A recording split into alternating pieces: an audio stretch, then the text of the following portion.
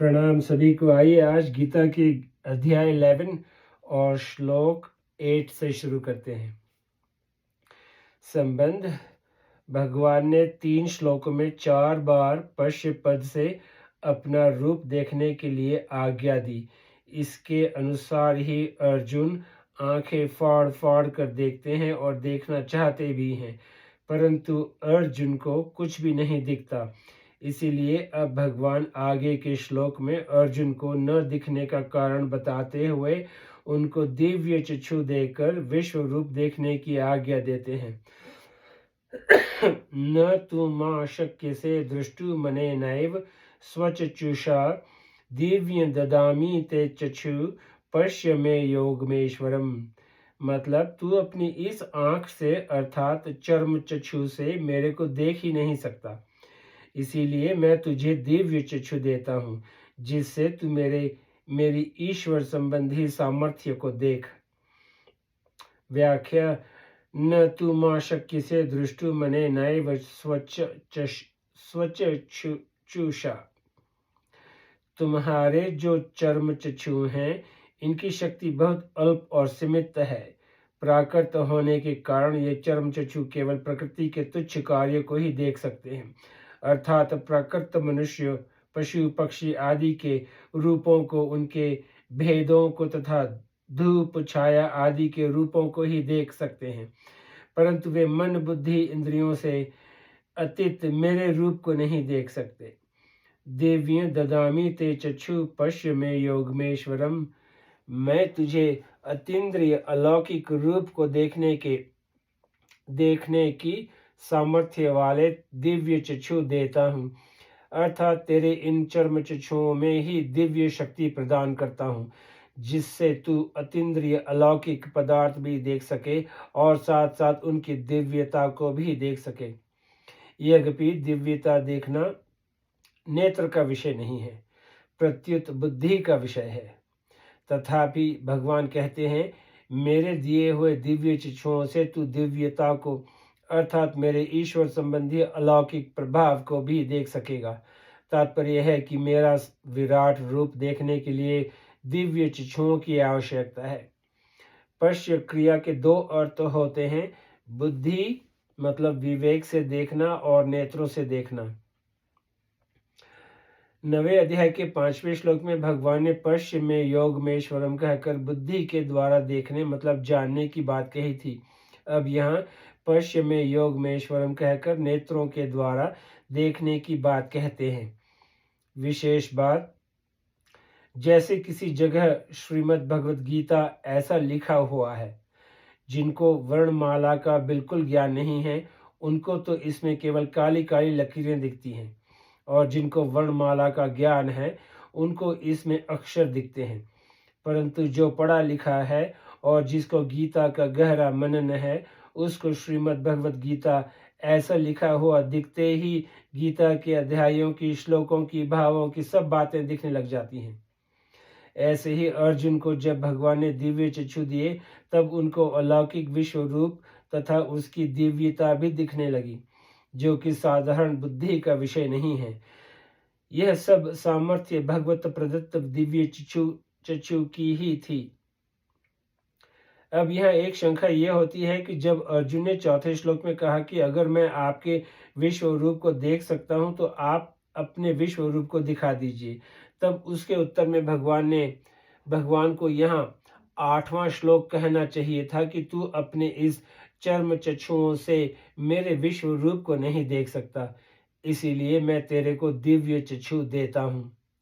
परंतु भगवान ने वहां ऐसा नहीं कहा, प्रत्युत दिव्य चक्षु देने से पहले ही पश्य पश्य कहकर बार बार देखने की आज्ञा दी।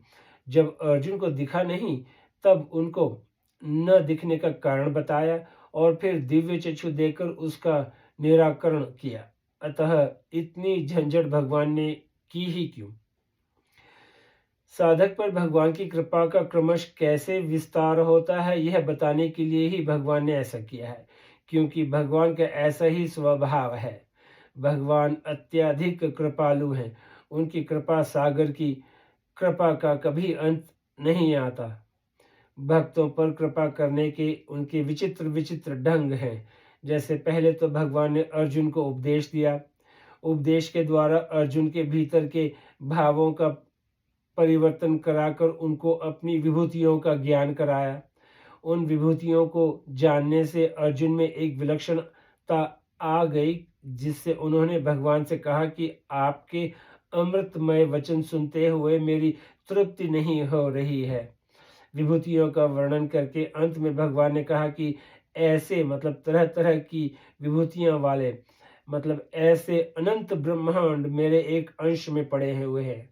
जिसके एक अंश में अनंत ब्रह्मांड है, उस विराट रूप को देखने के लिए अर्जुन की इच्छा हुई और इसके लिए उन्होंने प्रार्थना की। इस पर भगवान ने अपना विराट रूप दिखाया और उसको देखने के लिए बार बार आज्ञा दी, परंतु अर्जुन को विराट रूप दिखा नहीं। तब उनको भगवान ने दिव्य चक्षु प्रदान किए। सारांश यह हुआ कि भगवान ने ही विराट रूप देखने की जिज्ञासा प्रकट की, जिज्ञासा प्रकट करके विराट रूप दिखाने की इच्छा प्रकट की, इच्छा प्रकट करने पर विराट रूप दिखाया। अर्जुन को नहीं दिखा तो दिव्य चक्षु देकर इसकी पूर्ति की।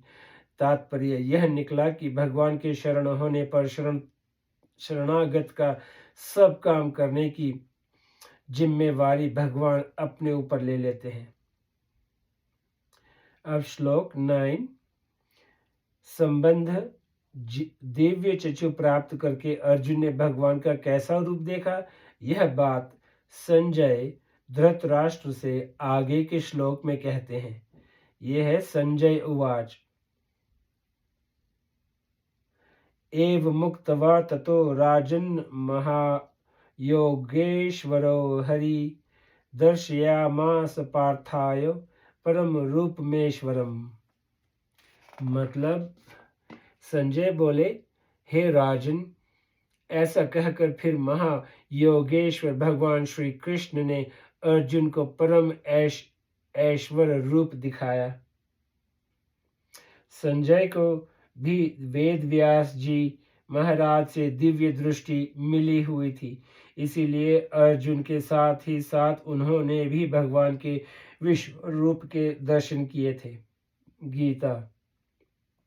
अब संजय उसी विश्व रूप का धृतराष्ट्र से वर्णन करते हैं। व्याख्या। एव मुक्त्वा ततो से लेके परमम रूपमेश्वरम तक पूर्व श्लोक में भगवान ने जो यह कहा था कि तू अपने चर्म चक्षुओं से मुझे नहीं देख सकता, इसीलिए मैं तेरे को दिव्य चक्षु देता हूँ, जिससे तू मेरे ईश्वर संबंधी योग को देख। उसी का संकेत यहाँ संजय ने एव मुक्त्वा पद से किया है। चौथे श्लोक में अर्जुन ने भगवान को योगेश्वर कहा और यहाँ संजय भगवान को महायोगेश्वर कहते हैं। इसका तात्पर्य है कि भगवान ने अर्जुन की प्रार्थना से बहुत अधिक अपना विश्व रूप दिखाया। भक्ति की थोड़ी सी भी वास्तविक रुचि भगवान की तरफ होने पर भगवान अपनी अपार शक्ति उसकी पूर्ति कर देते हैं। तीसरे श्लोक में अर्जुन ने जिस रूप के लिए रूपमेश्वरम कहा, उसी रूप के लिए यहाँ संजय परम रूपमेश्वरम कहते हैं। इसका तात्पर्य है कि भगवान का विश्व रूप बहुत ही विलक्षण है। संपूर्ण योगों के महान ईश्वर भगवान श्री कृष्ण ने ऐसा विलक्षण अलौकिक अद्भुत विश्व रूप दिखाया, जिसको धैर्यशाली, जितेंद्रिय, शूरवीर और भगवान से प्राप्त दिव्य दृष्टि वाले अर्जुन को भी दुर्निरीक्षीय कहना पड़ा और भयभीत होना पड़ा, तथा भगवान को भी व्यपेत भी कहकर अर्जुन को आश्वासन देना पड़ा। अब श्लोक 10 और 11 एक साथ में है। संबंध। अब संजय भगवान के उस परम ऐश्वर रूप का वर्णन आगे के 2 श्लोकों में करते हैं। अनेक वक्त्र नयन मने का दभृत दर्शनम अनेक दिव्याभरणन दिव्याने कोघतायुधम। ये श्लोक 10। दिव्यमाल्याम्बरधर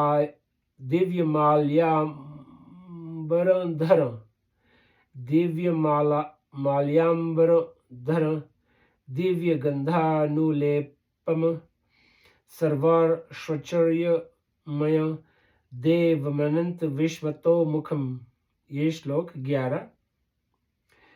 जिसके अनेक मुख और नेत्र हैं, अनेक तरह के अद्भुत दर्शन हैं, अनेक दिव्य आभूषण हैं और हाथों में उठाए हुए अनेक दिव्य आयुध हैं, तथा जिनके गले में दिव्य मालाएं हैं, जो दिव्य वस्त्र पहने हुए हैं, जिनके ललाट तथा शरीर पर दिव्य चंदन आदि लगा हुआ है, ऐसे संपूर्ण आश्चर्यमय अनंत रूप वाले तथा चारों तरफ मुख वाले देव अपने दिव्य स्वरूप को भगवान ने दिखाया। व्याख्या। अनेक वक्त्र नयनम। विराट रूप से प्रकट हुए भगवान के जितने मुख और नेत्र दिख रहे हैं, वे सब के सब दिव्य हैं। विराट रूप में जितने प्राणी दिख रहे हैं, उनके मुख, नेत्र, हाथ, पैर आदि सब के सब अंग विराट रूप भगवान के हैं, कारण कि भगवान स्वयं ही विराट रूप से प्रकट हुए हैं। अनेकाद्भुत दर्शनम। भगवान के विराट रूप में जितने रूप दिखते हैं, जितनी आकृतियां दिखती हैं, जितने रंग दिखते हैं, जितनी उनकी विचित्र रूप से बनावट दिखती है, वह सब की सब अद्भुत दिख रही है। अनेक दिव्याभरणम। विराट रूप में दिखने वाले अनेक रूपों के हाथों में, पैरों में, कानों में, नाकों में और गलों में जितने गहने हैं, आभूषण हैं, वे सब के सब दिव्य हैं, कारण कि भगवान स्वयं ही गहनों के रूप में प्रकट हुए हैं। दिव्याने को घतायुधम। विराट रूप भगवान ने अपने हाथों में चक्र, गदा, धनुष, बाण, परिघ आदि अनेक प्रकार के जो आयुध, अस्त्र शस्त्र उठा रखे हैं, वे सब के सब दिव्य हैं। दिव्य माल्याम्बर धर्म। विराट रूप भगवान ने गले में फूलों की, सोने की, चांदी की, मोतियों की, रत्नों की, गुंजाओं आदि की अनेक प्रकार की मालाएं धारण कर रखी हैं। वे सभी दिव्य हैं। उन्होंने अपने शरीरों पर लाल, पीले, हरे, सफेद, कपिश आदि अनेक रंगों के वस्त्र पहन रखे हैं, जो सभी दिव्य हैं। दिव्या गंधानुलेपनम। विराट रूप भगवान ने ललाट पर कस्तूरी, चंदन, कुकुम आदि गंध के जितने तिलक किए हैं तथा शरीर पर जितने लेप किए हैं, वे सब के सब दिव्य हैं। सर्वाश्चर्यमय देवमनंत विश्वतोमुखम।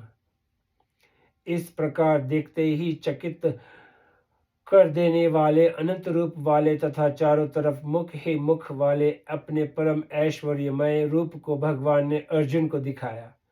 जैसे कोई व्यक्ति दूर बैठे ही अपने मन से चिंतन करता है कि मैं हरिद्वार में हूँ तथा गंगा जी में स्नान कर रहा हूँ, तो उस समय उसको गंगा जी, पुल, घाट पर खड़े स्त्री पुरुष आदि दिखने लगते हैं, तथा मैं गंगा जी में स्नान कर रहा हूँ ऐसा भी दिखने लगता है। वास्तव में वहाँ न हरिद्वार है और न गंगा जी है, परंतु उसका मन ही उन सब रूपों में बना हुआ उसको दिखता है।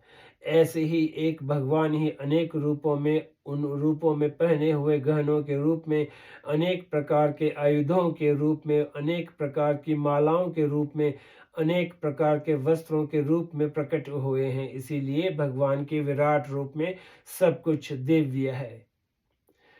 श्रीमद् भागवत में आता है कि जब ब्रह्मा जी बछड़ों और ग्वाल बालों को चुरा कर ले गए, तब भगवान श्री कृष्ण स्वयं ही बछड़े और ग्वाल बाल बन गए। बछड़े और ग्वाल बाल ही नहीं, प्रत्युत उनके बेंत, सिंह, बांसुरी, वस्त्र, आभूषण आदि भी भगवान स्वयं ही बन गए। अब श्लोक 12 संबंध। अब संजय विश्व रूप के प्रकाश का वर्णन करते हैं। दिवि सूर्य सहस्त्रस्य भवे घुग पदुत्थिता यदि भा सदृशी सा स्याद् भासस्तस्य महात्मन्। अगर आकाश में एक साथ हजारों सूर्य उदित हो जाएं, तो भी उन सब का प्रकाश मिलकर उस महात्मा मतलब विराट रूप परमात्मा के प्रकाश के समान शायद ही हो। व्याख्या: दिवि सूर्य सहस्त्रस्य से लेके तस्य महात्मन, जैसे आकाश में हजारों तारे एक साथ उदित होने पर भी उन सब का मिला हुआ प्रकाश एक चंद्रमा के प्रकाश के सदृश नहीं हो सकता, और हजारों चंद्रमाओं का मिला हुआ प्रकाश एक सूर्य के प्रकाश के सदृश नहीं हो सकता, ऐसे ही आकाश में हजारों सूर्य एक साथ उदित होने पर भी उन सब का मिला हुआ प्रकाश विराट भगवान के प्रकाश के सदृश नहीं हो सकता। तात्पर्य यह हुआ कि हजारों सूर्यों का प्रकाश भी विराट भगवान के प्रकाश का उपमेय नहीं हो सकता। इस प्रकार जब हजारों सूर्यों के प्रकाश को उपमेय बनाने में भी दिव्य दृष्टि वाले संजय को संकोच होता है, तब वह प्रकाश विराट रूप भगवान के प्रकाश का उपमान हो ही कैसे सकता है। कारण कि सूर्य का प्रकाश भौतिक है, जबकि विराट भगवान का प्रकाश दिव्य है। भौतिक प्रकाश कितना ही बड़ा क्यों न हो, दिव्य प्रकाश के सामने वह तुच्छ ही है। भौतिक प्रकाश और दिव्य प्रकाश की जाति अलग अलग होने से उनकी आपस में तुलना ही नहीं की जा सकती। हाँ, अंगुली निर्देश की तरह भौतिक प्रकाश से दिव्य प्रकाश का संकेत किया जा सकता है। यह संजय भी हजारों सूर्यों के भौतिक प्रकाश की कल्पना करके विराट रूप भगवान के प्रकाश तेज का लक्ष्य कराते हैं। अब श्लोक 13 संबंध पीछे के श्लोकों में विश्व रूप भगवान के दिव्य रूप अवयव और तेज का वर्णन करके अब संजय अर्जुन द्वारा विश्व रूप का दर्शन करने की बात कहते हैं। तत्रय कंस्थ जगत कृतस्नन् प्रविभक्त मने कदा अपश्य देवस्य शरीरे पांडवस्तदा। उस समय अर्जुन ने देवों के देव भगवान के शरीर में एक जगह स्थित अनेक प्रकार के विभागों में विभक्त संपूर्ण जगत को देखा। व्याख्या: तत्रय कंस्थ जगत कृतस्नन् प्रविभक्त मने कदा, अनेक प्रकार के विभागों में विभक्त अर्थात ये देवता हैं, ये मनुष्य हैं, ये पशु पक्षी हैं, ये पृथ्वी है, ये समुद्र है, ये आकाश है, ये नक्षत्र है, आदि आदि विभागों के सहित, मतलब संकुचित नहीं प्रत्युत विस्तार सहित संपूर्ण चराचर जगत को भगवान के शरीर के भी एक देश में अर्जुन ने भगवान के दिए हुए दिव्य चक्षुओं से प्रत्यक्ष देखा। तात्पर्य यह हुआ कि भगवान श्री कृष्ण के छोटे से शरीर के भी एक अंश में चर अचर स्थावर जंगम सहित संपूर्ण संसार है। वह संसार भी अनेक ब्रह्मांडों के रूप में, अनेक देवताओं के लोकों के रूप में, अनेक व्यक्तियों और पदार्थों के रूप में विभक्त और विस्तृत है। इस प्रकार अर्जुन ने स्पष्ट रूप से देखा। श्रीमद् भागवत में आया है कि एक बार यशोदा जी ने कन्हैया के छोटे से मुख में विश्व रूप देखा। इस पर विचार किया जाए तो अनंत कोटि ब्रह्मांडों में से एक ब्रह्मांड में एक भूमंडल है। इस भूमंडल में भारतवर्ष में एक माथुर मंडल, माथुर मंडल में एक व्रज मंडल में एक नंदगांव में एक नंद भवन, और एक नंद भवन में एक जगह छोटा सा कन्हैया खड़ा हुआ है। उस कन्हैया को यशोदा मैया छड़ी लेकर धमकाती है कि तूने माटी क्यों खाई, दिखा अपना मुख। कन्हैया ने अपना मुख खोलकर दिखाया तो उस छोटे से मुख में यशोदा मैया ने संपूर्ण जगत को, नंदगांव को और नंद भवन में अपने आप को भी देखा। सहात्मानम श्रीमद्भा।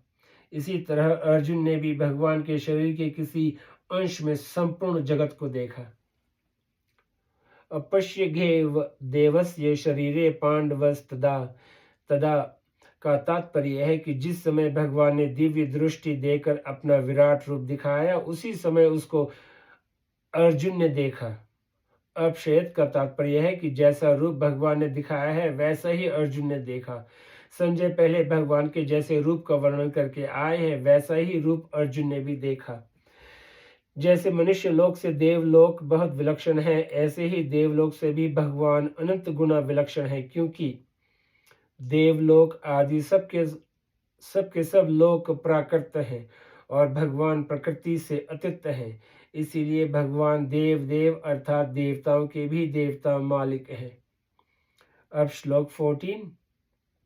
संबंध भगवान के अलौकिक विराट रूप को देखने के बाद अर्जुन की क्या दशा हुई, इसका वर्णन संजय आगे के श्लोक में करते हैं। ततः स विस्मयाविष्टो हृष्ट रोमा धनंजय प्रणमय शीर्षा देव कृतांजलिर्भाषत। भगवान के विश्व रूप को देखकर अर्जुन बहुत चकित हुए और आश्चर्य के कारण उनका शरीर रोमांचित हो गया। वे हाथ जोड़कर विश्व रूप देव को मस्तक से प्रणाम करके बोले।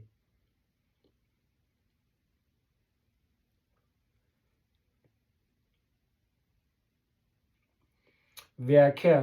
तत् स विस्मयाविष्टो हृष्ट रोमा धनंजय। अर्जुन ने भगवान के रूप के विषय में जैसी कल्पना भी नहीं की थी, वैसा रूप देखकर उनको बड़ा आश्चर्य हुआ। भगवान ने मेरे पर कृपा करके विलक्षण आध्यात्मिक बातें अपनी ओर से बताई और अब कृपा करके मेरे को अपना विलक्षण रूप दिखा रहे हैं। इस बात को लेकर अर्जुन प्रसन्नता के कारण रोमांचित हो उठे। प्रणमय शिरसा एव कृतंजलि भाषत। भगवान की विलक्षण कृपा को देखकर अर्जुन का ऐसा भाव उमड़ा कि मैं इसके बदले में क्या कृतज्ञता प्रकट करूं। मेरे पास ऐसी कोई वस्तु नहीं है जो मैं इनके अर्पण करूं। मैं तो केवल सिर से प्रणाम ही कर सकता हूं, अर्थात अपने आप को अर्पित ही कर सकता हूं। अतः अर्जुन हाथ जोड़कर और सिर झुकाकर प्रणाम करते हुए विश्व रूप भगवान की स्तुति करने लगे। संबंध।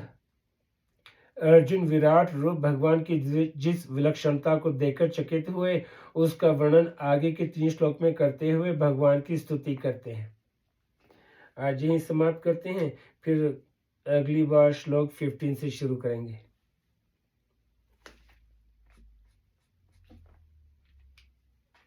नमस्ते, शुक्रिया।